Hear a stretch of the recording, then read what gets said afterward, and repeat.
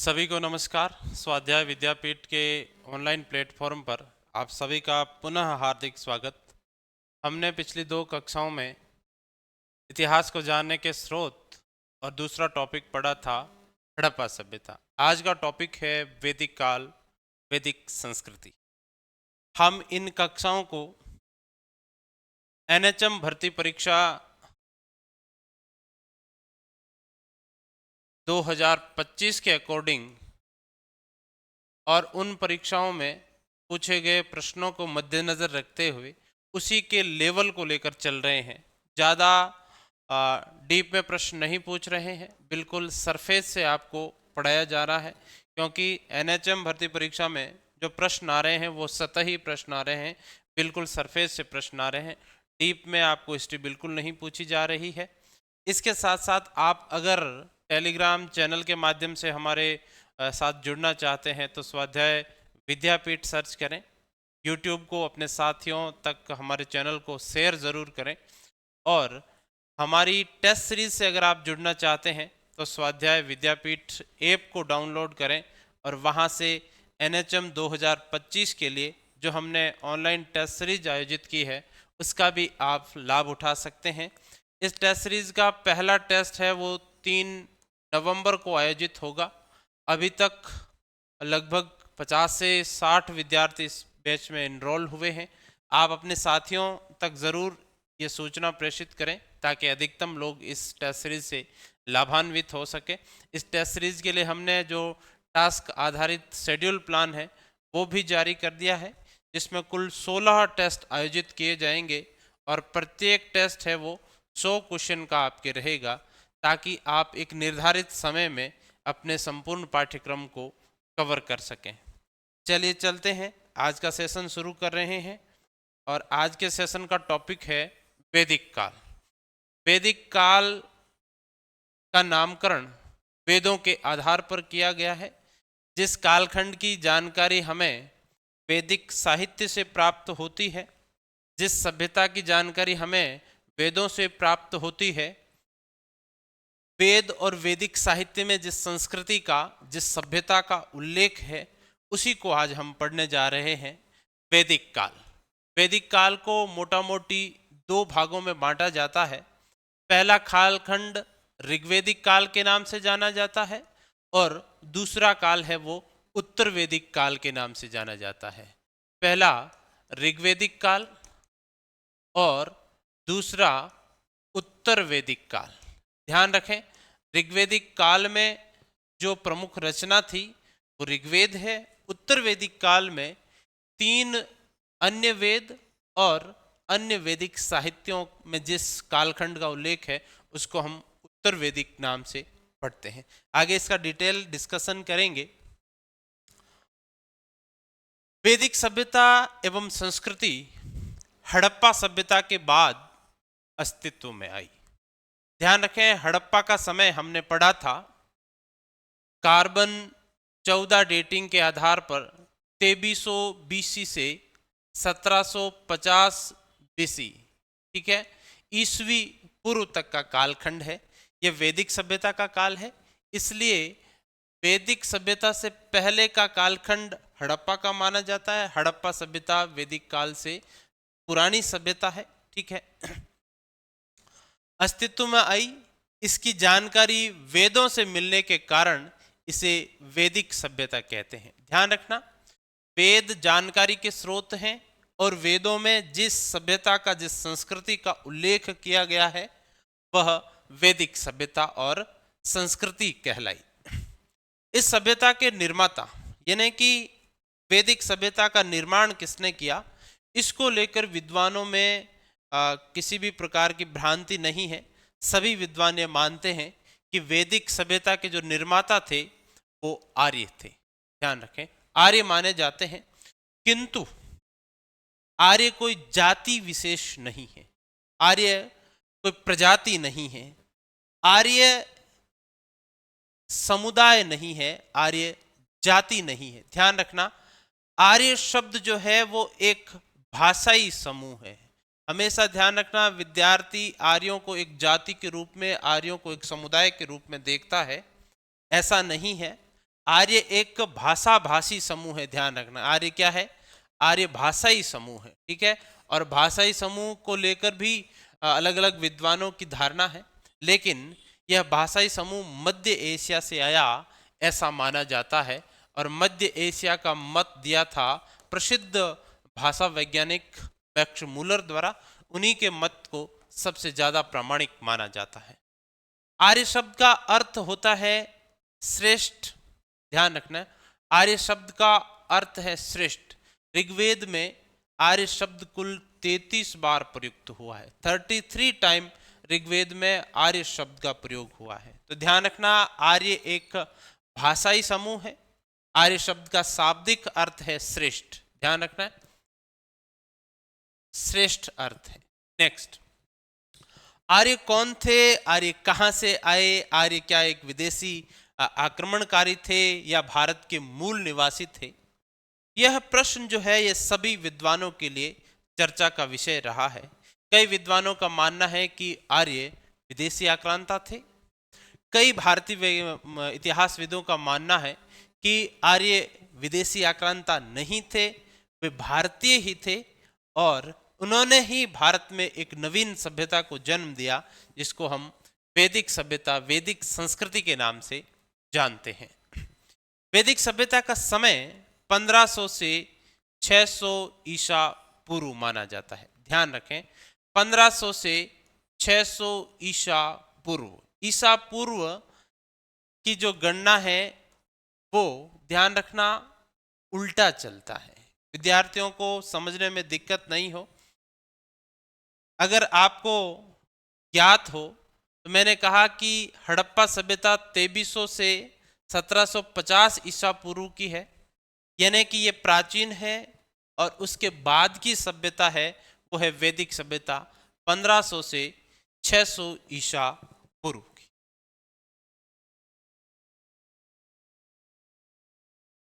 Next, सामान्यतः ऐसा माना जाता है कि जिन विदेशी आक्रांताओं ने हड़प्पाई नगरों को ध्वस्त किया वे ही आर्य थे। ध्यान रखना, आर्य सभ्यता के पतन के संदर्भ में हमने कई मत पढ़े थे, जिनमें से एक मत यह भी था कि आर्यों के आक्रमण के कारण हड़प्पा सभ्यता का पतन हुआ। उसी मत को दोहराया जा रहा है और ऐसा माना जा रहा है कि हड़प्पाई नगरों को जिन्होंने नष्ट किया, जिन्होंने ध्वस्त किया, आगे चलकर उन्होंने ही वैदिक सभ्यता को जन्म दिया और वे जो भाषाई समूह के लोग थे वे आर्य ही थे। ऋग्वेद में इंद्र को, ठीक है, दास दस्युओं का विनाश करने वाला दस्यु हन कहा गया है तथा इसे पुरों को नष्ट करने वाला, दुर्गों को विनिष्ट करने के कारण पुरंदर भी कहा गया है। ध्यान रखना, पुरंदर कहा गया है। इन्हीं शब्दों के आधार पर, इंद्र की इन्हीं उपाधियों के आधार पर व्हीलर महोदय कहते हैं कि इंद्र इस सभ्यता के विनाशक हैं। भगवान इंद्र को हड़प्पा सभ्यता का विनाशक कहा जाता है इंद्र की उपाधियों के आधार पर। पुरों को तोड़ने के कारण इंद्र को पुरंदर कहा गया है। ध्यान रखना है, इंद्र को पुरंदर कहा गया है। और दस्युओं का नाश करने के कारण इसको दस्यु हंता, दस्यु हन कहा गया है। दास दस्युओं की जो विशेषताएं ऋग्वेद में वर्णित है, ठीक है, सब हड़प्पा निवासियों में दृष्टिगत होती है। यह मत है कि ऋग्वेदिक काल में, वैदिक साहित्य में जिन दासों का, जिन दस्युओं का उल्लेख किया गया है, जैसा उनको बताया गया है, जैसी उनकी विशेषताएं प्रकट होती है, वे सभी के सभी हड़प्पा काल के लोगों से मिलती है, उनके समान है। इसलिए ये मत और अधिक प्रासंगिक हो जाता है कि आर्य ही हड़प्पा सभ्यता के विनाश के लिए, पतन के लिए उत्तरदायी थे। ऋग्वेद में दास दस्युओं को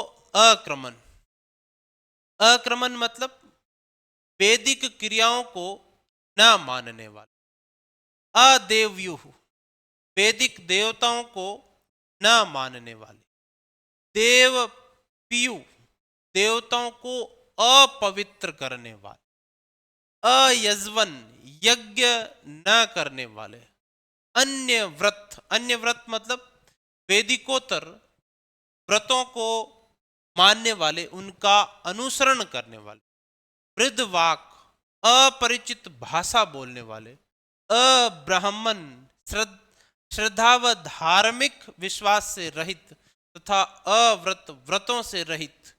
ध्यान रखना, ऋग्वेद में दास और दस्युओं की जो विशेषताएं बताई गई है वे इस बात को इंगित करते हैं कि जिन दास दस्युओं का ऋग्वेद में उल्लेख किया गया है वे ऋग्वेदिक परंपरा को नहीं मानते थे, ऋग्वेदिक देवताओं को नहीं मानते थे, ऋग्वेदिक व्रतों का वो अनुशीलन नहीं करते थे। इसीलिए ऋग्वेद में जो दास और दस्यु है उनको, उनकी बहुत आलोचना की गई, उनको बहुत क्रिटिसाइज किया गया है, ठीक है, और उनके लिए बहुत ही कठोर शब्दों का प्रयोग किया गया है। इसलिए व्हीलर का जो मत है कि आर्य ही हड़प्पा सभ्यता के विनाश के लिए उत्तरदायी थे, ये उनके साहित्य के इन उल्लेखों से और मत की प्रबलता स्पष्ट होती। नेक्स्ट, इस आधार पर हड़प्पा सभ्यता का विनाशक आर्यों को माना जाता है।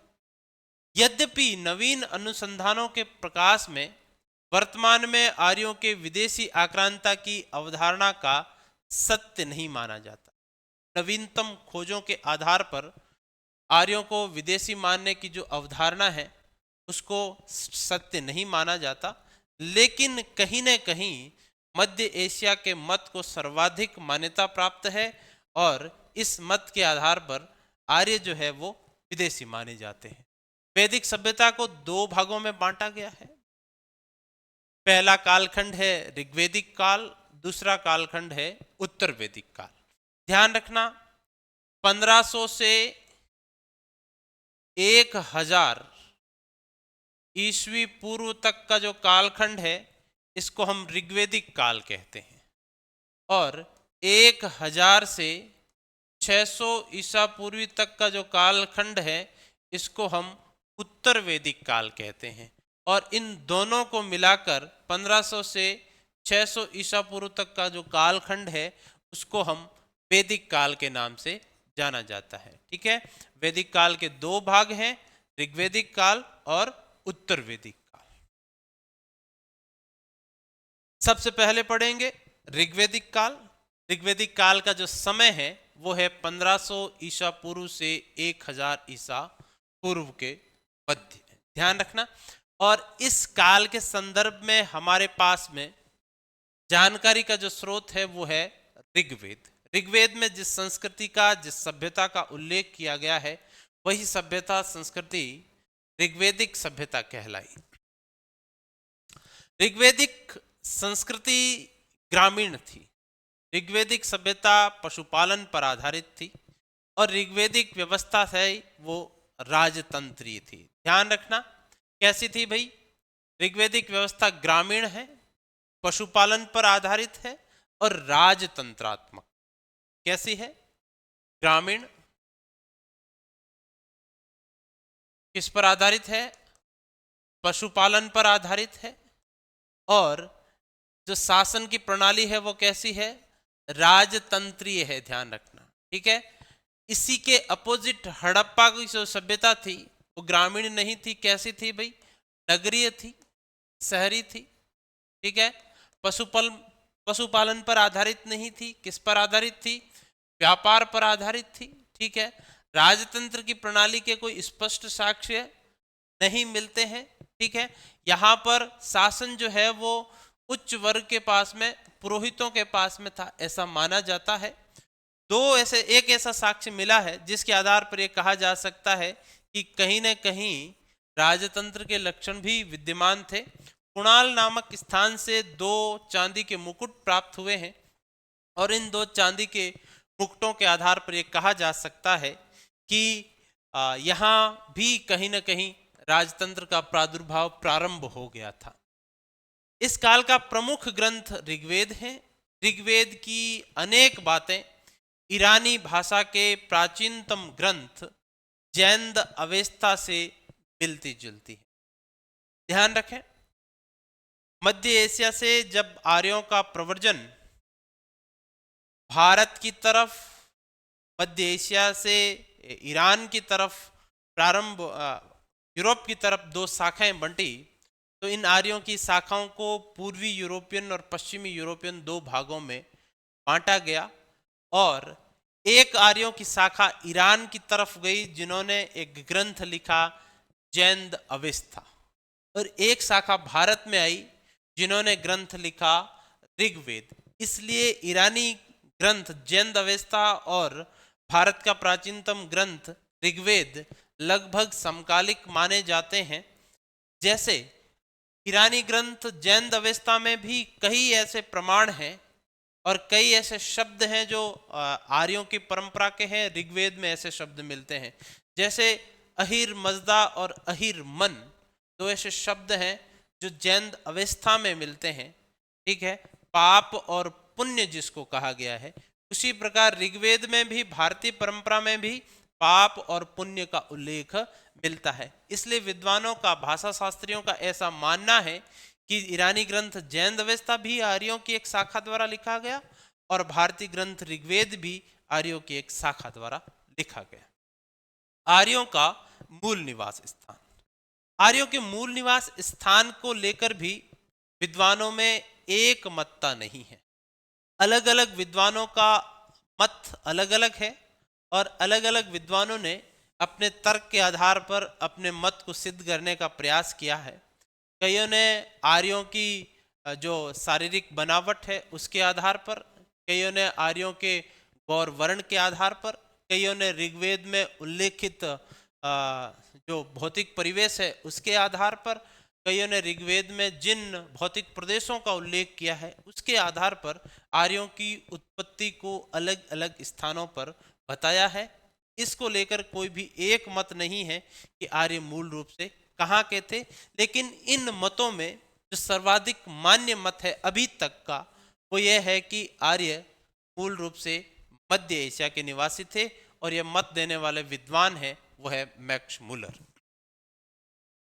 आर्यों के मूल निवास स्थान के बारे में विद्वानों के अलग अलग विचार हैं, ठीक है, और आगे इंडेक्स में हम इन विचारों पर चर्चा करेंगे। सबसे पहले विचार है बैक्ट्रिया या मध्य एशिया आर्यों का मूल निवास स्थान। मध्य एशिया को, बैक्ट्रिया को आर्यों का मूल निवास स्थान बताने वाले विद्वान हैं मैक्स मुलर और के एम पन्नीकर। ध्यान रखना साथियों, दो व्यक्ति है ऐसे हैं जो आर्यों का मूल निवास स्थान मध्य एशिया को मानते हैं। मध्य एशिया में भी किसको भाई? बैक्ट्रिया के प्रदेश को, ठीक है। हंगरी में डेन्यूब नदी घाटी का क्षेत्र, हंगरी में डेन्यूब नदी घाटी के क्षेत्र को गाइल्स महोदय मानते हैं। गाइल्स महोदय का मानना है कि हंगरी का जो डेन्यूब नदी घाटी का क्षेत्र है वो आर्यों का मूल निवास स्थान है। जर्मनी, जर्मनी को आर्यों का मूल निवास स्थान मानने वाले विद्वानों में पेंका और हर्ट दो प्रमुख विद्वान हैं। आर्यों का मूल निवास स्थान दक्षिणी रूस मानते हैं नेहरिंग और गार्डनर चाइल्ड। नेक्स्ट, उत्तरी ध्रुव प्रदेश, ठीक है, ये याद रखना है, इंपॉर्टेंट है, कई बार पूछा गया है। आर्यों का मूल निवास स्थान उत्तरी ध्रुव प्रदेश मानने वाले विद्वान कौन है? उत्तरी ध्रुव प्रदेश के निवासी मानने वाले विद्वान हैं बाल गंगाधर तिलक। और बाल गंगाधर तिलक ने अपनी पुस्तक, ठीक है, Arctic home of the Vedas में आर्यों का मूल निवास स्थान जो माना है वो उत्तरी ध्रुव माना है, और उन्होंने तर्क दिया है कि ऋग्वेद में दीर्घकालिक उषा की प्रार्थना की गई है, दीर्घकालिक प्रकाश की प्रार्थना की गई है। इसके साथ ही साथ ऋग्वेद में उल्लेख मिलता है कि 6 महीने का दिन और 6 महीने की रात। तो ऐसी भौतिक परिस्थितियां, 6 महीने का दिन और 6 महीने के रात की स्थितियां सिर्फ उत्तरी ध्रुव पर पाई जाती है। इसलिए उत्तरी ध्रुव जो है वो आर्यों का मूल निवास स्थान है, ऐसा मानते हैं डॉक्टर ऐसा मानते हैं बाल गंगाधर तिलक। ब्रह्म ऋषि देश, ब्रह्म ऋषि देश मानते हैं पंडित गंगानाथ झा। ठीक है। सरस्वती नदी और गंगा के बीच का जो क्षेत्र है उसको ब्रह्म ऋषि देश कहा जाता है। ठीक है। सप्त सैंधव प्रदेश, 7 नदियों का प्रदेश, इसको सामूहिक रूप से सप्त सैंधव कहा जाता है। डॉक्टर अविनाश चंद्र दास, डॉक्टर संपूर्णानंद सप्त सैंधव प्रदेश को आर्यों का मूल निवास स्थान मानते हैं और तिब्बत को आर्यों का मूल निवास स्थान मानने वाले हैं दयानंद सरस्वती और पार्टीचर। आपको याद रखना है तिब्बत को मूल निवास स्थान मानने वाले विद्वान दयानंद सरस्वती और पार्टीचर, उत्तरी ध्रुव प्रदेश को आर्यों का मूल निवास स्थान मानने वाले बाल गंगाधर तिलक, सप्त सैंधव प्रदेश को मानने वाले अविनाश चंद्र दास और डॉक्टर संपूर्णानंद। इसके साथ ही साथ पहला मत जो है वो मैक्स मूलर का है और मैक्स मूलर के इस मध्य एशियाई मत को सर्वाधिक मान्यता है, ध्यान रखना। ठीक है। सर्वाधिक मान्यता प्राप्त मत है। अगर आपसे पूछिए कि आर्य मूल रूप से निवासी थे और ऑप्शन में मध्य एशिया आए तो आपको मध्य एशिया ही करना है, इसके अलावा किसी भी ऑप्शन को टिक नहीं करें। नेक्स्ट, बाल गंगाधर तिलक ने अपनी पुस्तक Arctic home in the Vedas में उत्तरी ध्रुव प्रदेश को आर्यों का मूल निवास स्थान बताया। ऋग्वेद में 6 महीने के दिन और 6 महीने की रात का उल्लेख है। दीर्घकालिक उषा की प्रार्थना की गई है, ये अपन पढ़ चुके हैं। ठीक है। ये तर्क दिया है तिलक ने। आर्यों का भौगोलिक विस्तार, आर्यों ने किन किन क्षेत्रों में अपना शासन किया, किन किन क्षेत्रों में अपनी सभ्यता का, संस्कृति का विस्तार किया।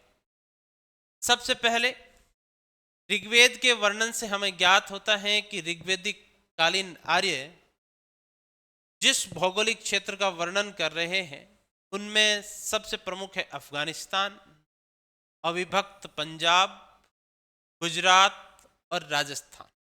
ध्यान रखें, आर्यों ने अफगानिस्तान की भौगोलिक स्थिति को, पाकिस्तान के पंजाब और भारतीय पंजाब जिसको अपन अविभक्त पंजाब कहते हैं उसकी स्थिति को, गुजरात और राजस्थान की स्थिति को, उनकी भौगोलिक स्थिति को बहुत अच्छे से जाना और उनका जिक्र भी ऋग्वेद में किया।